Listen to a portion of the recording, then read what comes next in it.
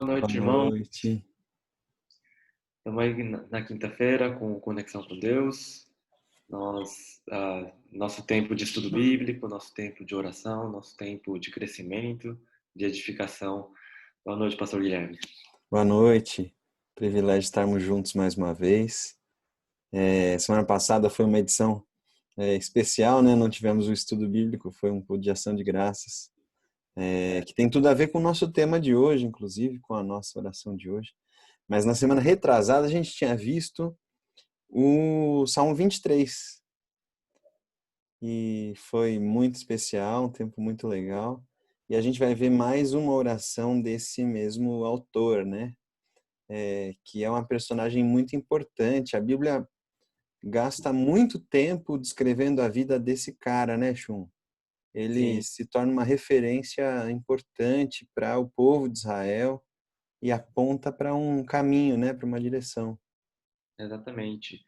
Há aquela controvérsia se realmente o ideal era ter ou não um rei em Israel, né? Porque quando o povo pede um rei, como as demais nações da terra, o Samuel então fica bastante decepcionado com o povo, e quase que joga uma praga, uma maldição sobre o povo, né, por eles terem desejado um rei como as demais nações. Mas podemos ver que ah, já estava nos planos de Deus Israel ter um rei. Ah, então, no primeiro momento, Israel era uma teocracia, né, onde você não tinha um rei, mas Deus era o próprio rei dessa nação. Mas o primeiro rei, então, não é um rei nada ideal, né? Saul ele vai falhar tremendamente, mas, mas finalmente, então, temos na figura de Davi um rei aí que é segundo o coração de Deus, um rei que vai, de alguma forma, representar e apontar lá na frente para Jesus Cristo também, né? Então, por isso que o rei Davi é alguém tão especial, mas ao mesmo tempo alguém tão humano, né?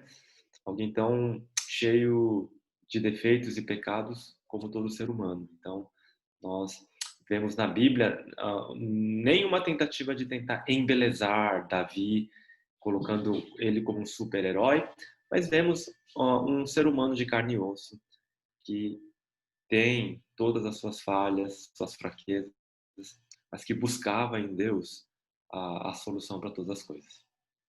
Até porque muito do que a gente sabe dele foi ele próprio que registrou e deu a posteridade, né? Os nossos salmos, muitos dos nossos salmos são expressões íntimas da alma dele, né? Que ele revela e que ele deixa para as próximas gerações usarem para louvar, para orar, para meditar. Então, realmente é uma pessoa muito humana, muito verdadeira, próximo do que quando a gente olha para nós, quando a gente olha para dentro, a gente vê alguma coisa assim muito parecida, né? É, com Davi e ele se torna essa referência, uma referência importante para a gente. E a oração que a gente vai ler hoje está num momento muito interessante da vida dele. Mas antes da gente entrar no texto, vamos orar, né, Pastor Chum? Vamos orar. Você ora? Ora sim. Obrigado, Jesus, por podermos nos reunir mais uma vez para buscar a tua direção, para aprender de ti. E te pedimos que o Senhor se revele, nos visite mais uma vez hoje, que o teu Santo Espírito guie as nossas intenções, as nossas palavras. É o que nós oramos no teu nome, Senhor. Amém. Amém. Bom, então a gente vai ver um diálogo, na verdade, né, de Deus e de Davi, que está lá em Primeira Crônicas. Ele também está em Segundo Samuel, mas vamos ficar com o relato de Crônicas hoje. E ele começa explicando para a gente um pouco do contexto, então acho que vai ajudar a gente a entender o que está acontecendo naquele momento. Segunda Samuel, perdão, Primeira Crônicas, capítulo 17.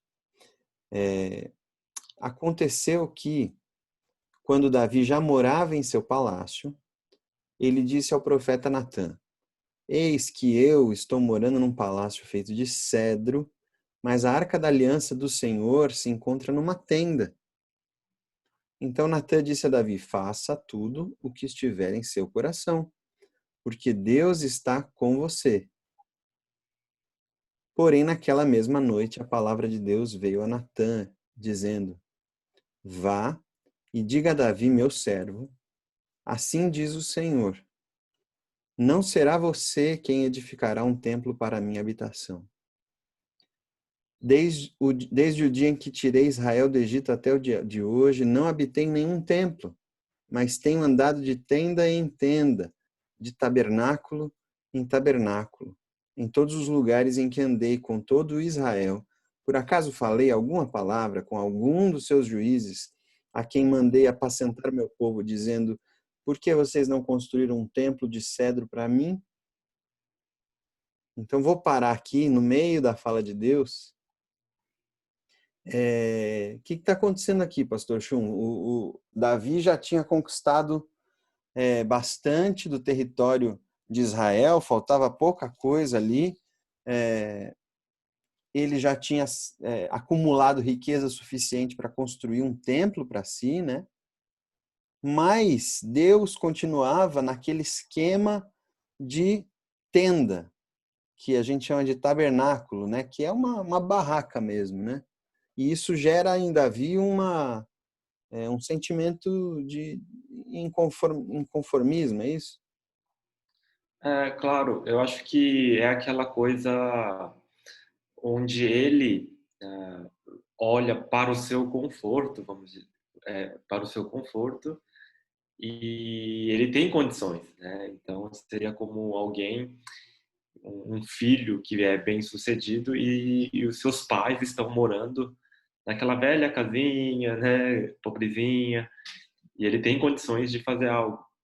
Então talvez esse é o sentimento um pouco de Davi como rei daquela nação, e percebe ali, será que não é hora de ter então um templo para que Deus seja honrado, louvado e glorificado? Então a intenção de Davi é a mais pura possível, né?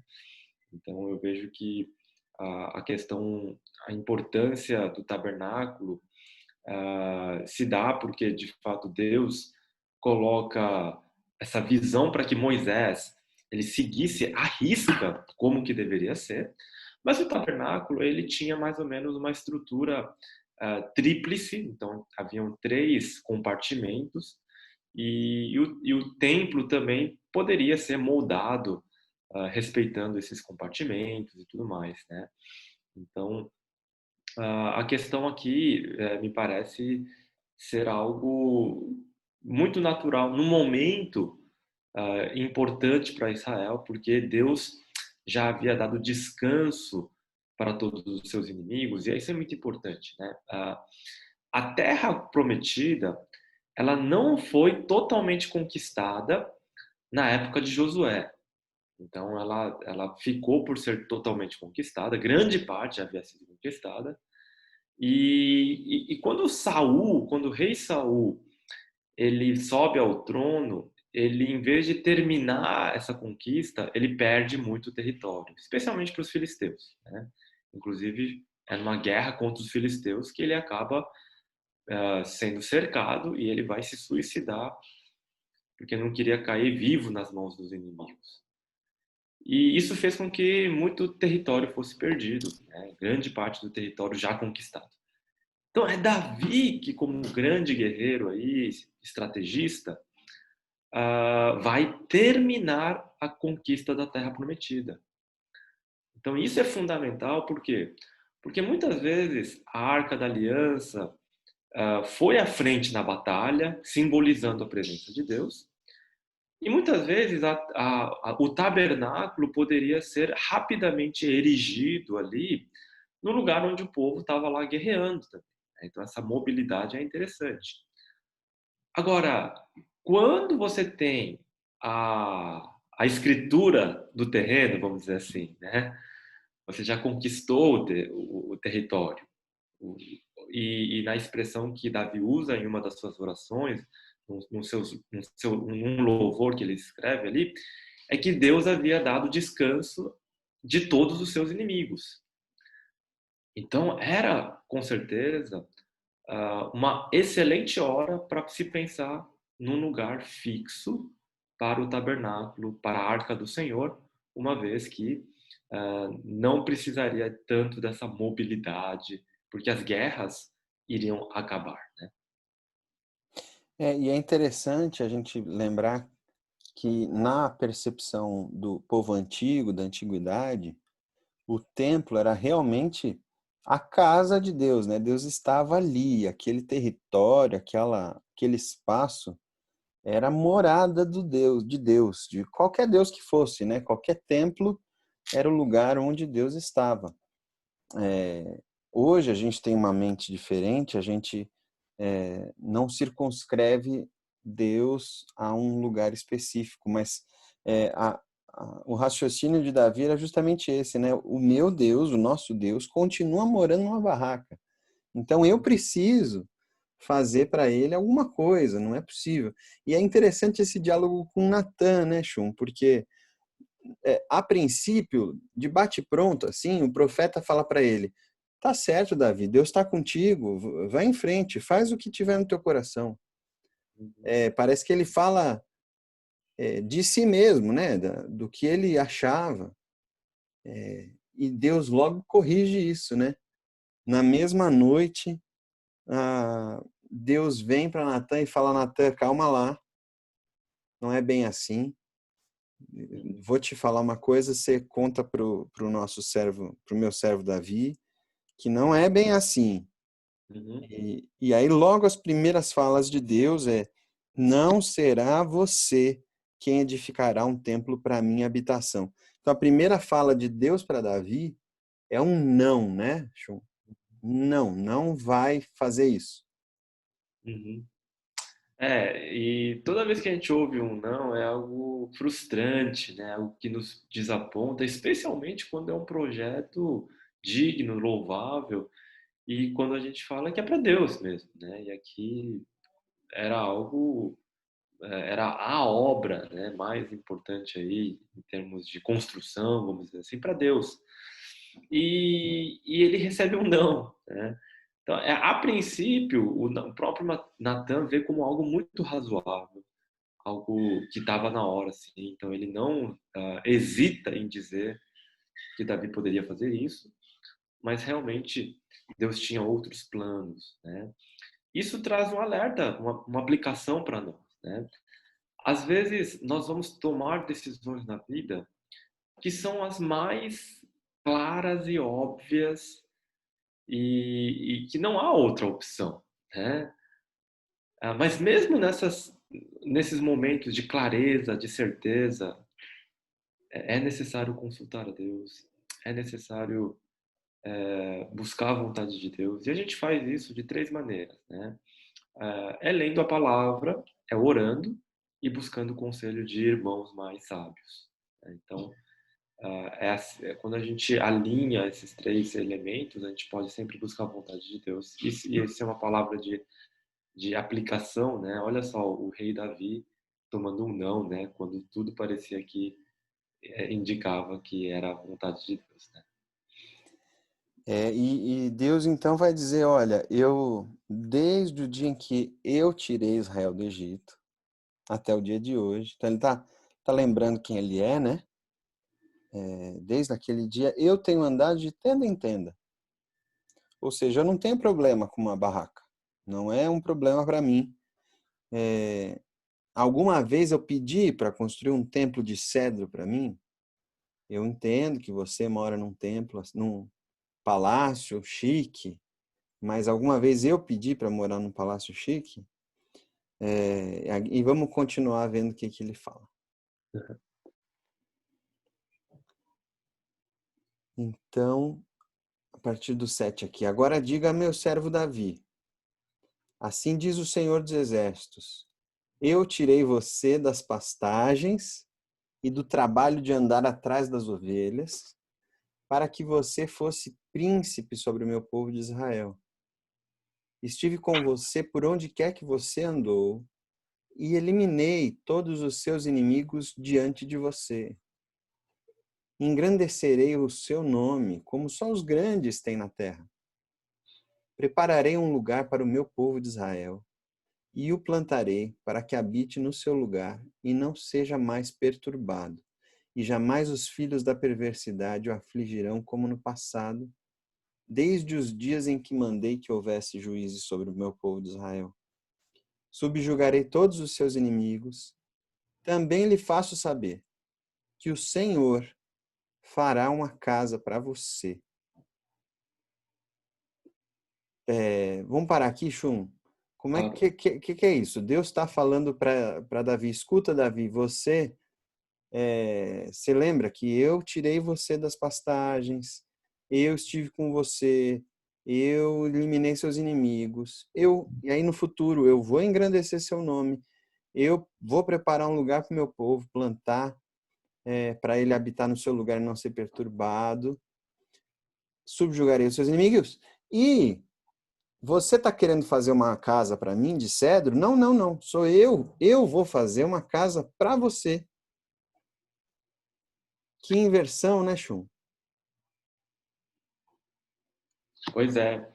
Ah, é exatamente esse é o termo, inversão. Não é Davi que vai servir a Deus, né?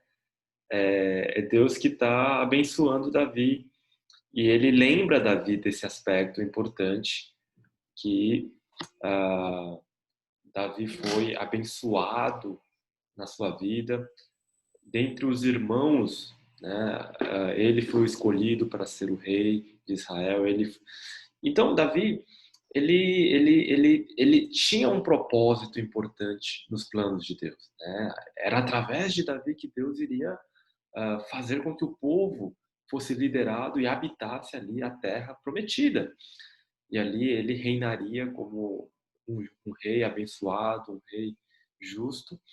E essa ideia é interessante que muitas vezes nós focamos na construção, né? Então, nós sonhamos com a nossa própria casa própria, de como vão ser os cômodos, a decoração, os móveis e tudo mais.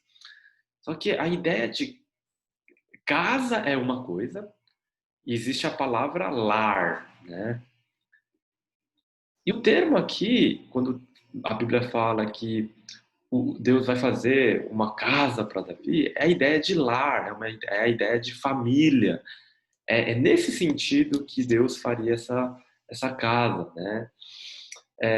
Obviamente falando então dos seus descendentes, dos seus herdeiros, e falando lá na frente que dali viria Jesus Cristo. Então é disso que se tratava, mas não está tão claro para Davi. Nós sabemos hoje que é isso, né?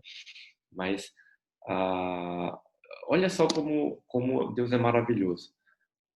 Davi só está pensando no prédiozinho ali do templo.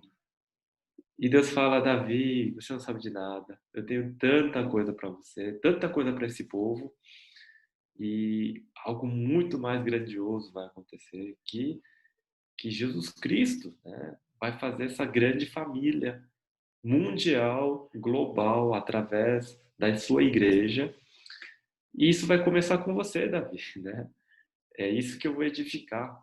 Então, isso é uma coisa também que Davi não entendeu plenamente, ó, claro, mas hoje nós temos esse entendimento.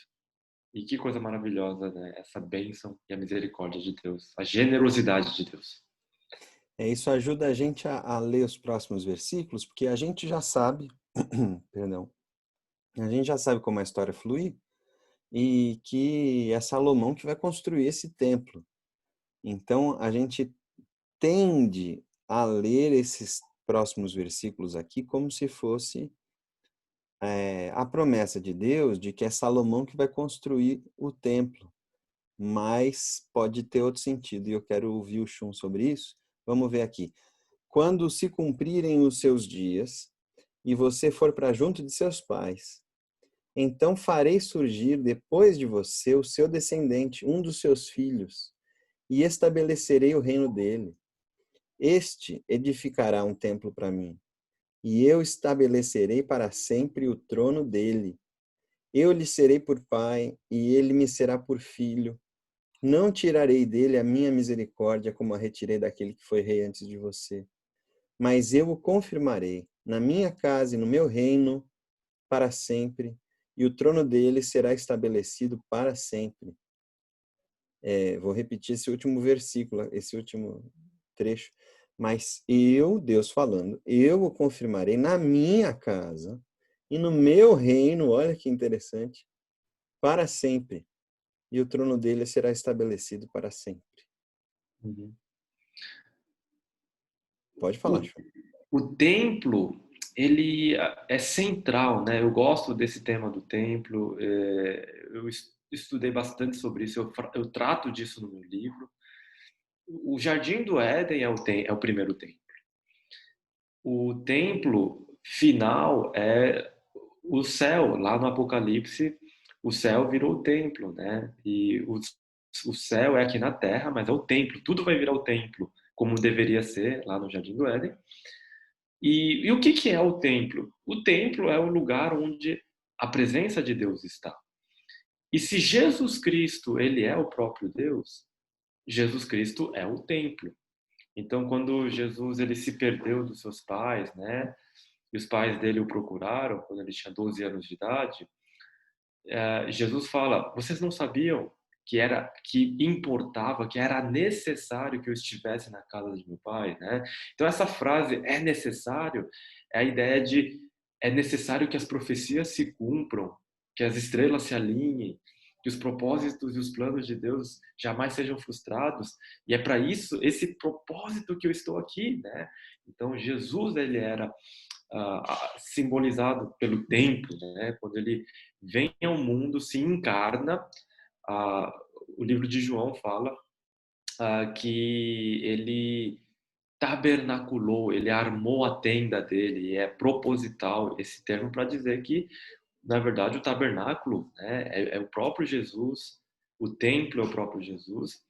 Então, Davi está pensando pequeno num prédio, e aqui Deus está revelando para Davi os planos eternos de Deus, está antecipando aí nessa revelação a vinda do Messias, a vinda de Jesus Cristo, que é o verdadeiro templo.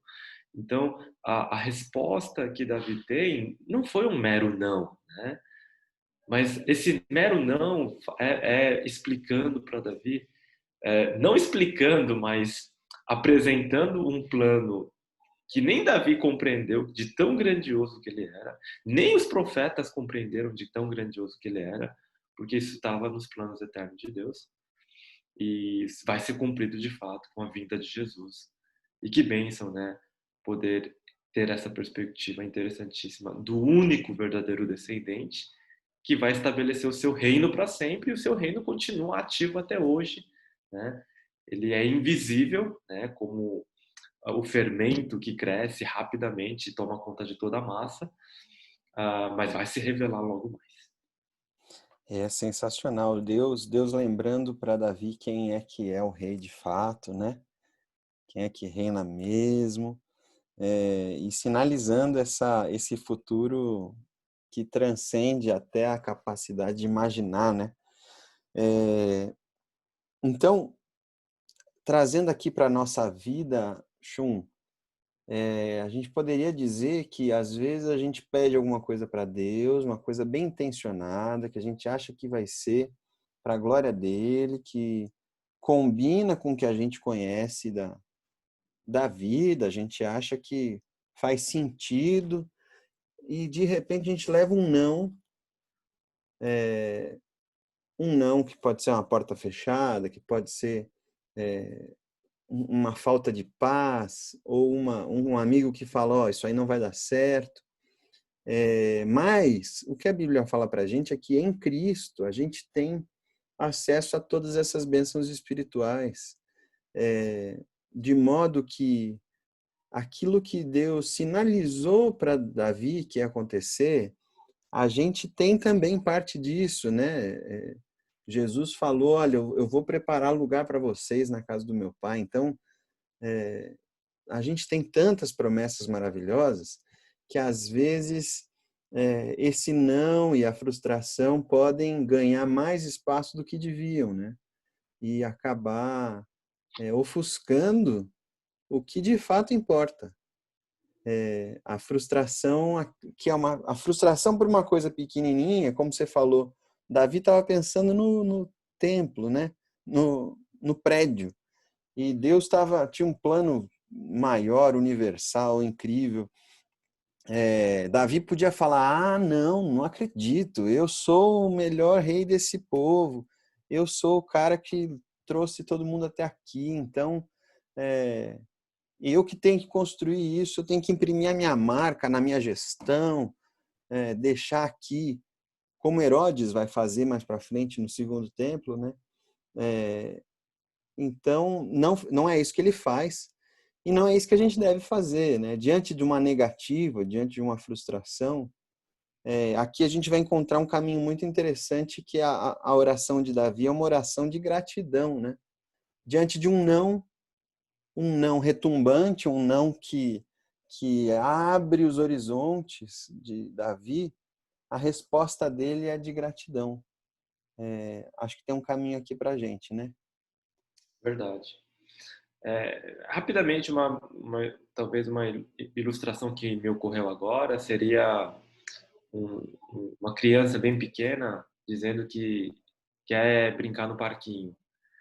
E o pai fala não, porque a gente está indo para a praia. E eles nunca tinham ido para a praia, era a primeira vez na vida que eles iam ir para a praia. E ele não sabia, ele nem sabia o significado do que é praia, do que seriam esses dias na praia. E ele fica bravo, emburrado por causa do não, né?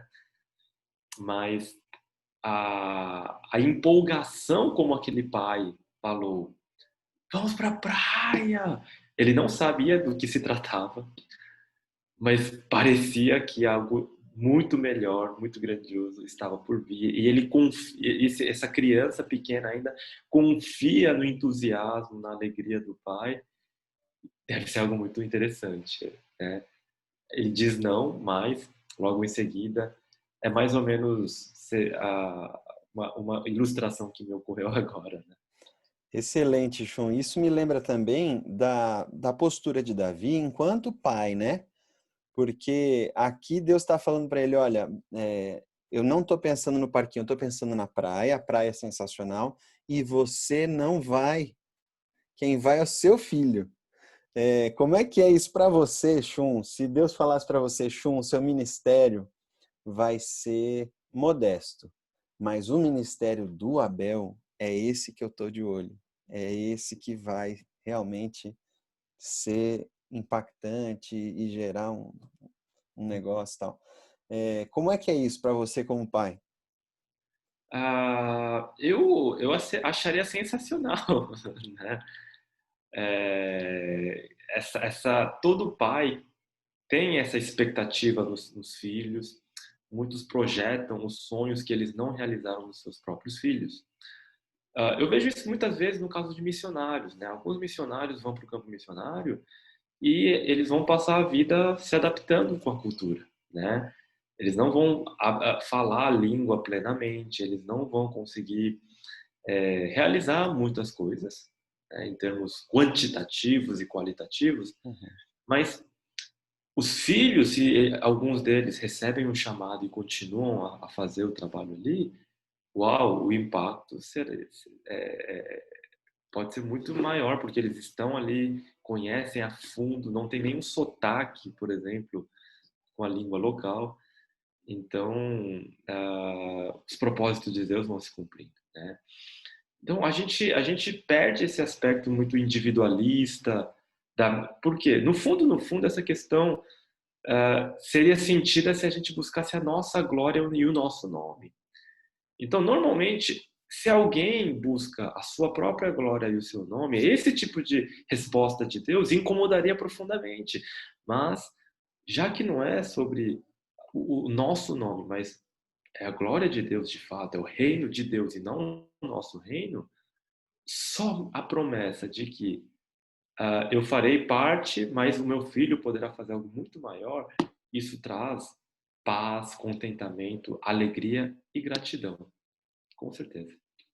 Você é um desses casos, né, Chum? Você fala português sem sotaque nenhum, é brasileiro, absolutamente. Teu pai deve ter algum sotaque. Com certeza. E vamos continuar então para o nosso texto. É muito legal como a gente vê Natan, que ele precisa se retratar, né? Ele precisa Uhum. voltar, olha, rei, Davi, eu falei aquilo lá que você podia ir tocar o barco, mas não é bem assim não. Então, segundo todas essas palavras e conforme toda esta visão, assim Natan falou com Davi. Então Natan foi lá e falou, se retratou. Então o rei Davi se pôs diante do Senhor. Aqui é que a gente entra no nosso tema, que é o tema da oração. Como é que Davi responde a essa negativa de Deus? Então Davi diz o seguinte: Quem sou eu, Senhor Deus, e qual é a minha casa, para que me tenhas trazido até aqui? E como se isso fosse pouco aos teus olhos, ó Deus, também falaste a respeito da casa de teu servo para tempos distantes, e me trataste como se eu fosse um homem ilustre, ó Senhor Deus. Que mais ainda te poderá dizer Davi a respeito das honras feitas ao teu servo? Pois tu conheces bem o teu servo. Ó Senhor, por amor de teu servo e segundo o teu coração, fizeste toda esta grandeza para tornar conhecidas todas estas grandes coisas. Senhor, não há ninguém semelhante a ti, e não há outro Deus além de ti, segundo tudo que nós mesmos temos ouvido. Quem há como teu povo de Israel, gente única na terra, a quem Deus foi resgatar para ser o seu povo, fazendo para ti mesmo um nome com estas grandes e tremendas coisas, desterrando as nações de diante do teu povo que resgataste do Egito, estabeleceste o teu povo de Israel por teu povo para sempre, e tu, ó Senhor, te fizeste o seu Deus. Então vamos parar aqui antes de seguir. Ele falou aqui, Shum, parece que tem uma estrutura. Ele primeiro fala de si mesmo, né? Quem sou eu? Qual que é a minha casa? Eu não sou ninguém, mas o Senhor fala comigo como se eu fosse ilustre. Isso é muito lindo de ver Davi nessa altura da vida e nessa condição social, né? Ele se enxergar nessa pequenez e falar, Senhor, quem sou eu para o Senhor falar comigo desse jeito? E que eu posso falar? O Senhor conhece bem meu coração. Ele fala até na terceira pessoa, né? Que mais ainda te poderá dizer, Davi, a respeito das honras feitas ao teu servo, pois tu conheces bem o teu servo. Então, ele entende, ele termina esse bloco falando, que ele entende que Deus fez isso para tornar conhecidas estas grandes coisas. Essa experiência é muito interessante, né, Shun? Como Deus trabalha com a gente para, por meio da nossa vida, da nossa casa, tornar conhecido, revelar para quem está ao nosso redor quem Ele é, né? Ele se junta, se mistura na nossa história, transforma as nossas vidas e, ao fazer isso, Ele torna conhecido, torna revelado quem Ele próprio é, né? Uhum. Olha, na verdade, aqui a gente está vendo uma oração responsiva de Davi, porque quando o profeta fala com Davi, o profeta havia justamente falado da origem, né, de como Davi estava lá nas pastagens e Deus o tirou, né? Então, talvez é esse motivo porque porque Davi fala da sua origem, da sua casa, que não era uma casa nobre, né? Não tinha essa nobreza ainda. E nobreza nada mais é do que história, tempo, tradição, né? Não tinha. E Davi era o segundo rei. Então, obviamente, essa nobreza, essa ideia de nobreza, de tradição, ainda não estava estabelecida e construída. E Davi sabia das suas origens humildes, né? Então, ele sabia da onde ele vinha, uh, e ele sabia que era totalmente a graça de Deus que fez com que ele fosse colocado naquela posição. E também, quando ele cita o povo de Israel, de como Deus os tirou do Egito, essa era a história, a narrativa grandiosa da salvação de Deus, essa é a identidade do povo, né? Então, sempre é lembrado que Deus, pela sua misericórdia, tirou o povo do Egito, né? E os colocava nessa terra. Então, essa identidade do povo e a identidade do próprio Davi está atrelada ao quê? A ação de Deus na vida deles e na vida do povo de Deus. Então, isso que você falou, isso tem tudo a ver com, com a nossa vida, com a nossa questão também, porque nós só somos alguém porque Deus nos faz assim, né? Então, essas histórias que se cruzam e se misturam, a história de Deus e a nossa, ela só tem sentido porque Deus fez isso, interviu e fez com que nós estivéssemos nessa posição. E olha só, Deus não precisava fazer isso. A Ele pertence toda a glória e toda a honra, mas Ele se alegra em fazê-lo, né? Então isso é algo maravilhoso. É, faz, é, talvez ajude a gente lembrar de histórias de nações, assim. Várias nações modernas têm as suas histórias atreladas a seus patriarcas, né? Aos seus pais fundadores. Então, tem grandes conquistadores, tem guerreiros, tem reis, tem imperadores, e as nações atrelam a sua história, a sua razão de ser, a essa história desses conquistadores, né? Quando a gente aprende a história do Brasil, a gente vai ver a história desses nobres que chegam, mandam caravelas e conquistam esta terra e tal. Então, é maravilhoso você imaginar que existe um povo e existe uma história desse povo que se enxerga sendo liderado e conduzido por um Deus vivo que liberta, que conquista e que faz uma terra que estava toda ocupada ser toda tomada e ocupada por este povo dele. Então é lindo ver como essa história do povo está ligada a esse rei. Era para ser o reino de Deus ali, né, Shum? Que aos poucos vai escorregando para se tornar outras coisas, mas Deus continua reclamando que o reino é dele. Isso é muito bonito. Vamos continuar aqui então?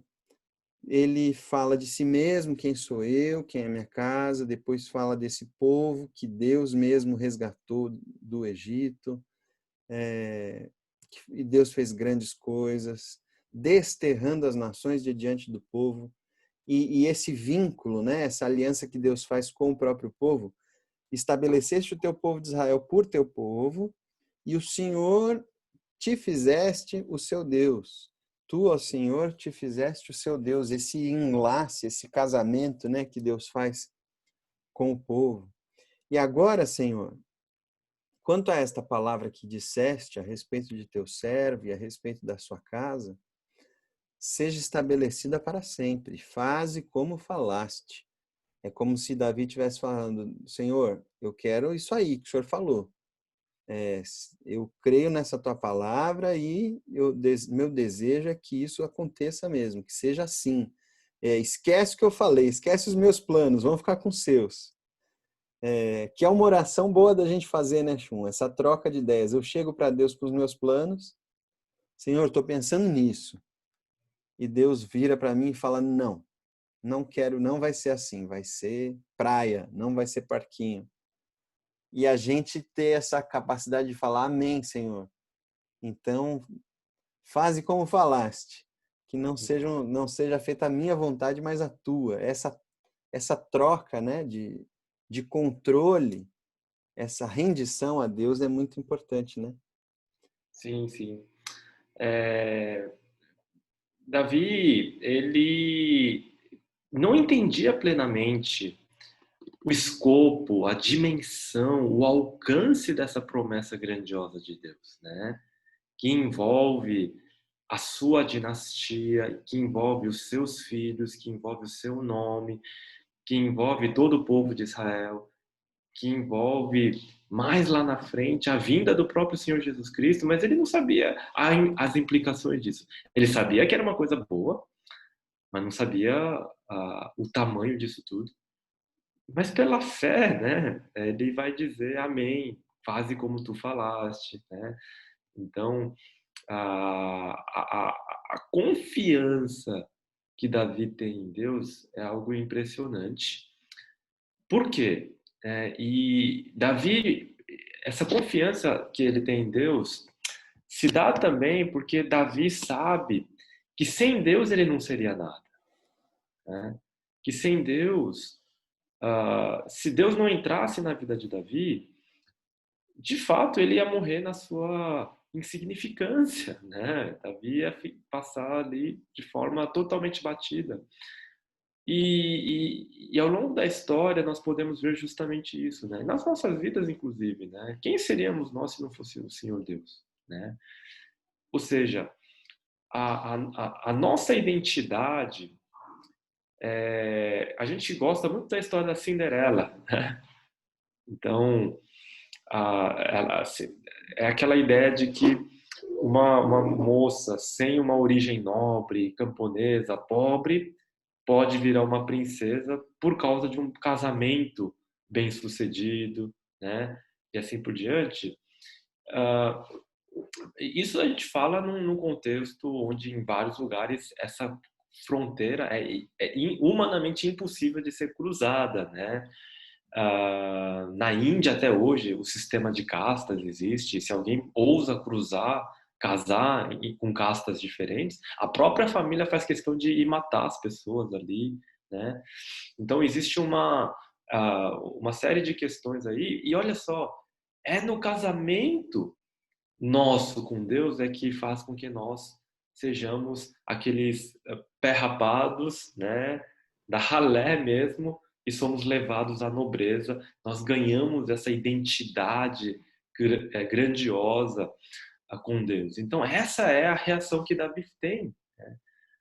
Uau, Deus, o Senhor não só me tirou, né, da onde eu era, da minha humildíssima origem, mas o Senhor também me dá essas promessas grandiosas, né? Então é a história, né, desse casamento, onde o Rei dos Reis, Senhor dos Senhores, se casa aí com a sua igreja, pecadora, pobre, humana, né? E coloca eles nesse pedestal de nobreza, de bênçãos. E isso é algo que molda a nossa identidade. E é isso que Davi reconhece nessa sua oração. Mas, Agora, infelizmente, nós não vamos poder responder nenhuma pergunta hoje, né? Nós estamos com alguns outros motivos e de tempo também. Essa é uma oração complexa, grande. A gente vai ter que terminar e quer terminar em 1 hora, então a gente não vai conseguir responder nenhuma pergunta. isso aí. É importante a gente lembrar que Davi está agradecendo pelo passado, pelo presente e também pelo futuro, né? Nessa oração aqui tem gratidão pelo que ainda virá. Até porque a gente está falando de uma coisa que Davi não vai viver para ver o que Deus está prometendo que vai acontecer. Então ele está agradecendo ainda aquilo que ainda não existe, que é um desafio para a gente, né? Imagine se eu peço algo para Deus, Deus me fala não, e eu vou ser grato pelo que Deus já fez na minha vida, pelo que Ele fez hoje comigo, e ser grato por aquilo que ainda virá, aquilo que eu ainda vou experimentar de Deus. É realmente uma postura libertadora. Chum, acho que dá tempo da gente chegar até o fim da oração. Vamos Sim, lá? não, sim. Não, não, vamos sim, vamos sim. Eu Ah, tá digo, bom. eu digo que a gente não consegue responder as perguntas, né? Ah, beleza. Então, ele segue aqui. Seja estabelecido e para sempre engrandecido o teu nome. E que se diga, o Senhor dos Exércitos, o Deus de Israel é Deus para Israel. e a casa de Davi, teu servo, será estabelecida diante de ti, pois tu, Deus meu, fizeste ao teu servo a revelação de que lhe edificarias uma casa. Por isso teu servo se animou para fazer-te essa oração. Agora, pois, ó Senhor, tu mesmo és Deus e tens prometido ao teu servo este bem. Queiras agora abençoar a casa do teu servo, a fim de permanecer para sempre diante de ti, pois tu, ó Senhor, a abençoaste e ela será abençoada para sempre. É uma estrutura um pouco estranha para a gente, às vezes, essa colocação de Davi.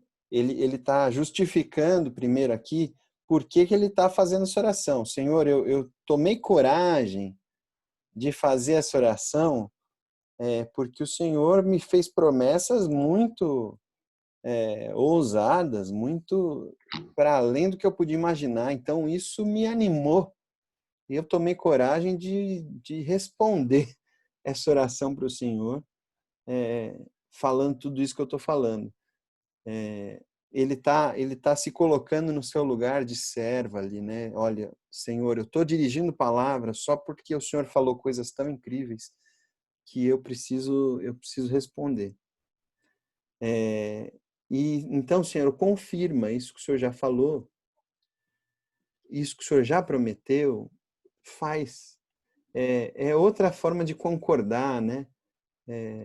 Eu imagino que se alguém falasse para mim, ó, você vai ganhar na loteria, você vai ganhar algo muito sensacional, que eu desejo, eu ia falar, então eu quero isso. Eu ia tentar falar isso de todas as formas possíveis. E sim, eu quero.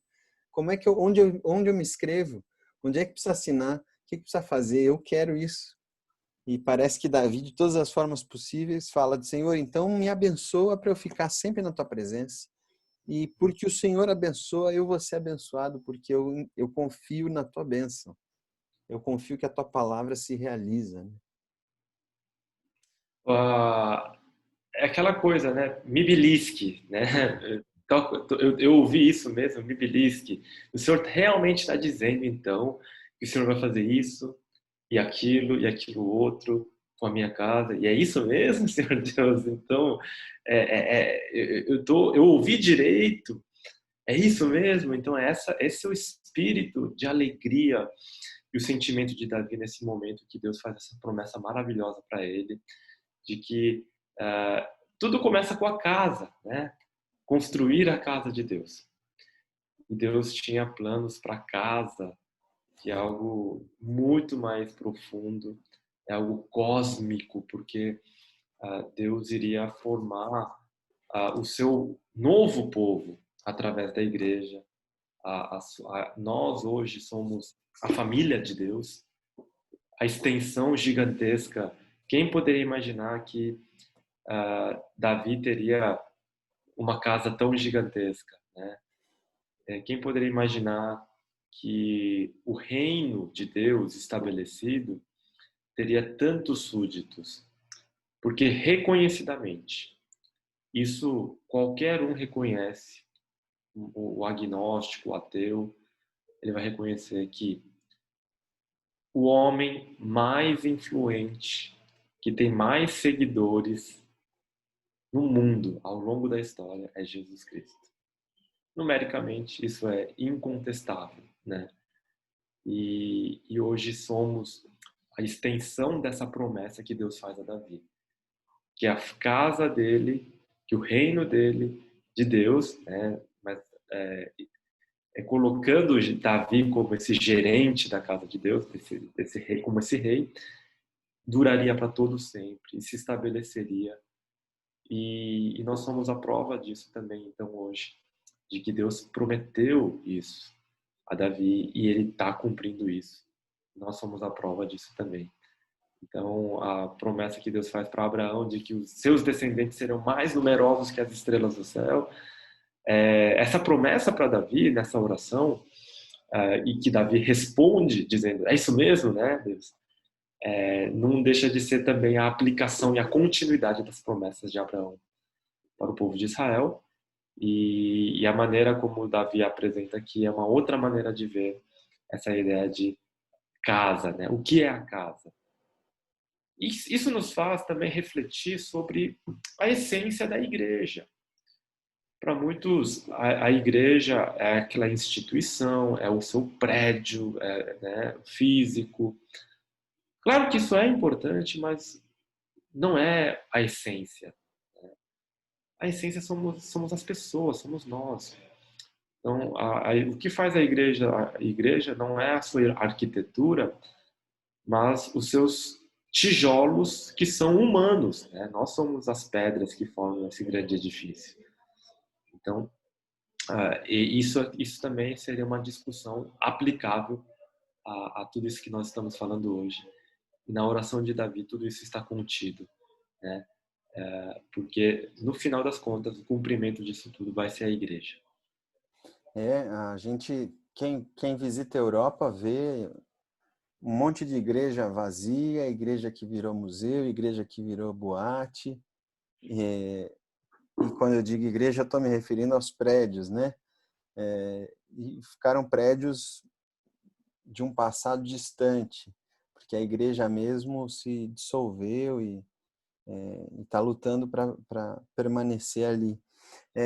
Eu me lembrei também, Chum, de um texto aqui. A gente podia citar tantos, mas eu lembrei de Colossenses, quando a gente pensa nas coisas que a gente pede para Deus, as coisas que a gente imagina que vai fazer, que vai conquistar, que vai construir. E aí vem Paulo e diz assim, olha, que Jesus é a imagem do Deus invisível, primogênito de toda a criação, que nele foram criadas todas as coisas, até os tronos, as soberanias, os principados, as potestades, tudo foi criado por meio dele e para ele. Ele é antes de todas as coisas e nele tudo subsiste. Ele tem primazia em todas as coisas, nele reside toda a plenitude, e ele fez a paz pelo sangue da sua cruz, reconciliando consigo mesmo todas as coisas, quer sobre a terra, quer nos céus. E nós que éramos inimigos, agora somos reconciliados no corpo da sua carne mediante a sua morte, para que a gente permaneça santo, inculpável e irrepreensível, alicerçado e firme na fé, não se deixando afastar da esperança do Evangelho. Então, quando eu fico ouvindo tudo isso, eu só posso viver em gratidão, né? Por isso que ele continua dizendo assim, agora eu me alegro nos meus sofrimentos por vocês e preencho o que resta das aflições de Cristo na minha carne, a favor do seu corpo, que é a igreja. Eu já tenho tanto em Cristo, eu já experimento tanto em Cristo, e por causa de Cristo eu vou experimentar ainda tanto, porque Ele está reconciliando consigo mesmo todas as coisas, que eu preciso viver em gratidão, eu preciso viver como Davi, assim, bobo, de imaginar tudo que Deus tem preparado para nós, e que muito disso eu não vou ver. Paulo semeou tanto em tantas igrejas que ele não colheu assim em vida, né? Não colheu aqui esses frutos porque deu de si de forma tão abundante, tão generosa, como um Davi que falava assim, olha, eu não vou ver isso, mas Senhor, o Senhor é maravilhoso por disponibilizar, por nos incluir dentro desse teu projeto maravilhoso, né? Então, eu acho que essa oração de Davi nos ajuda muito a, a moldar o nosso olhar de gratidão do passado, gratidão do presente, gratidão pelo futuro, em relação a tudo que Deus já tem nos proporcionado por meio de Jesus. E também essa oração nos ajuda a entender a profundidade das coisas que Deus pode nos dar quando nós pedimos coisas às vezes superficiais, né? Muitas vezes nós estamos, de fato, e é realmente válido orarmos pelo pão nosso de cada dia, né? Aqueles que estão precisando de uma recolocação de emprego, né? De coisas muito básicas mesmo. Mas Deus tem algo muito maior, né? E a oração nos faz enxergar além daquela necessidade imediata. Porque para Davi, a questão imediata era construir um templo para Deus. E na oração, Deus mostra, né? Obviamente foi a resposta do profeta, mas em oração, Davi vai sedimentar aquilo, vai fazer com que aquilo fique guardado, selado, que Deus tinha promessas muito maiores e profundas para ele. E é isso que pode acontecer quando nós também, sim, oramos a Deus às vezes buscando, Senhor, não tenho o que comer, né? Só que de repente Deus vai em oração colocando em nós a alegria e nos lembrando da nossa origem e colocando o nosso futuro, né? Colocando promessas, às vezes não audíveis, mas dando aquela ideia para nós, aquele sentimento de que esse não é o X da questão, esse não é o problema. E tem muito mais, tem outras bênçãos que eu vou derramar abundantemente. E a gente sai ali de um período de oração, de um momento de oração, realmente encorajado pelo Senhor. Quando a gente foi resolver um problema pequeno, né? E Deus Ouvir acaba um dando. não, né? Exato, exato. Né? É, é legal lembrar que foi um não. É que Sim, foi um sim. não muito, muito maravilhoso, mas foi um não. E às vezes ampliar o horizonte é o resultado desse não. Quando Jesus fala para os discípulos levantarem os olhos e verem os campos, é porque eles estavam olhando só aqui para o pequenininho. E Jesus fala: não olhe para cá, porque existe tudo isso aqui, ó. Então é uma postura diante da vida que a gente precisa experimentar. A oração de Davi nos inspira nesse sentido. Não, não, não é isso. É muito mais. Não, não é a tua boa intenção. É todo plano que Deus já tem e do qual nós só participamos, de tudo que Ele já fez, de tudo que Ele está fazendo e o que Ele fará. Amém. É isso aí, irmãos. Nós vamos nos despedindo aqui de vocês, encerrando esse nosso momento. Deus abençoe a todos.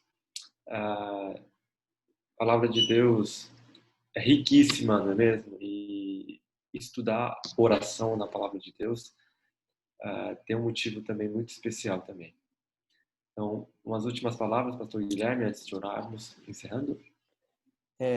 Experimente, irmão, essa gratidão enquanto postura na vida. Essa gratidão pelo que Jesus já fez, pelo que Ele fará e por quem Ele é. O fato de conhecermos a Jesus já nos dá motivo para estarmos como quem sonha, estarmos satisfeitíssimos. Então, apesar dos desafios que a vida nos oferece, nos impõe, o nosso olhar precisa ser para esse essencial que nós já temos, né? Já possuímos. É isso aí. Vamos orar então, agradecendo e encerrando o nosso momento de estudo da palavra. Senhor, muito obrigado, Deus, por que podemos, por vezes, receber um não do Senhor, mas o não do Senhor nunca é um não simplesmente, mas é um não ah, trazendo para nós outras coisas grandiosas. Obrigado porque o Senhor sempre vai muito além daquilo que pedimos, daquilo que sonhamos, porque os nossos pedidos e os nossos sonhos são infinitamente pequenos diante dos teus planos, daquilo que o Senhor tem para nós. Ó Deus, ajuda-nos a entendermos, a vivenciarmos tudo aquilo que o Senhor tem planejado para as nossas vidas, ó Senhor. E muitas vezes é a nossa cegueira, é a nossa pressa que faz com que nós deixemos de aproveitar, ó Deus, tamanha bênção e tamanhas promessas que o Senhor faz para todos nós. Pai, obrigado, te agradecemos e pedimos que o Senhor continue sempre nos alimentando com a tua palavra, com a presença do nosso Senhor e Salvador, Jesus Cristo sempre. No nome de quem nós oramos. Amém. Amém. Amém. Muito bom. Domingo tem culto normal, Chum? Sim, normal, teremos culto tanto de manhã quanto à noite. Deus abençoe, então, a todos. Nos vemos, então, no culto. Se Deus quiser. Um abraço a todos. Deus abençoe.